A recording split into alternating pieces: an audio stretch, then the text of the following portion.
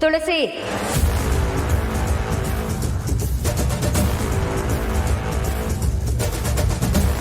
ನೀನ್ ಏನ್ ಅಂದ್ಕೊಂಡಿದ್ಯಾ?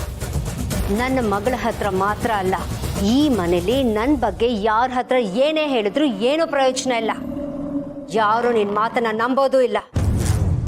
ಅದ್ಯಾವುದೋ ಒಂದು ಫೋಟೋ ಇಟ್ಕೊಂಡು ಮನೆಯವ್ರ ಮುಂದೆ ನನ್ನ ಬಣ್ಣನ ಬಯಲು ಮಾಡ್ತೀನಿ ಅಂತ ಹೇಳ್ತಿದ್ಯಲ್ಲ, ಅದು ನಿನ್ನ ದಡ್ಡತನನೋ ಹುಚ್ಚತನನೋ ಗೊತ್ತಾಗ್ತಾ ಇಲ್ಲ.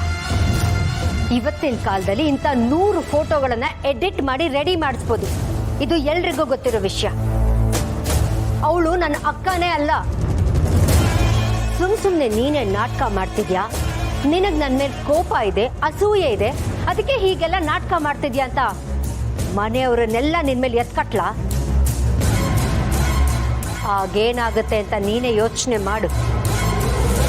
ಇಡೀ ಮನೆಯವರು ನಿನ್ನ ಬಗ್ಗೆ ಚೀತು ಅಂತ ಮಾತಾಡ್ತಾರೆ.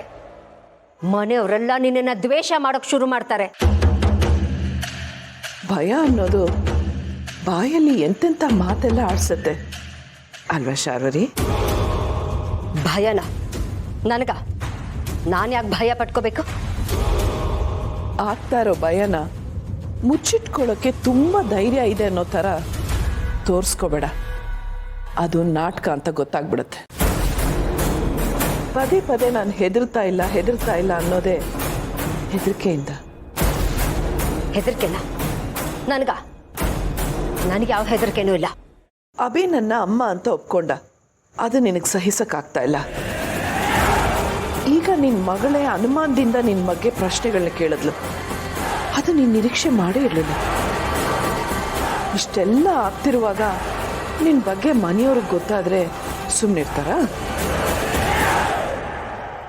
ಮದುವೆ ಮುಗಿಲಿ, ಸತ್ಯ ಗೆಲ್ಲೋದನ್ನ ಸುಳ್ಳು ಸೋಲೋದನ್ನ ನೀನೇ ನಿನ್ನ ಕಣ್ಣಾರ ನೋಡುವಂತೆ. ಇಷ್ಟು ದಿನ ಏನೂ ಆಗಲ್ಲ ಅನ್ನೋ ಧೈರ್ಯದಲ್ಲಿ ನೀನಿದ್ಯೋ, ಅದೆಲ್ಲ ಒಂದೊಂದಾಗೆ ನಿನ್ನ ಕಣ್ಣೆದ್ರಿಗೆ ಆಗ್ತಾ ಹೋಗುತ್ತೆ. ಹೀಗೆಲ್ಲ ಮಾತಾಡಿ ಸುಮ್ಮನೆ ನನಗೆ ಕೋಪ ತರಿಸ್ಬೇಡ ತುಳಸಿ. ನನ್ನ ಕೋಪದ ಬಗ್ಗೆ ನಿನಗಿನ್ನೂ ಗೊತ್ತಿಲ್ಲ. ಅದ್ರ ಪರಿಣಾಮ ಏನು ಅಂತ ನೀನು ಊಹೆ ಮಾಡ್ಕೊಳ್ಳೋಕ್ಕೂ ಸಾಧ್ಯ ಇಲ್ಲ. ಇಷ್ಟು ವರ್ಷ ಈ ಮನೇಲಿ ನಂಬಿಕೆ ಅನ್ನೋ ಕೋಟೆನ ಗಟ್ಟಿಯಾಗಿ ಕಟ್ಕೊಂಡು ಬಂದಿದ್ದೀನಿ. ಈ ಮನೆಯಲ್ಲಿ ಎಲ್ಲರೂ ನನ್ನ ಮಾತನ್ನ ನಂಬಿ ನನ್ನ ಜೊತೆ ನಿಂತಾಗ ನೀನೊಬ್ಳೆ ನಿಂತಿರ್ತೀಯ.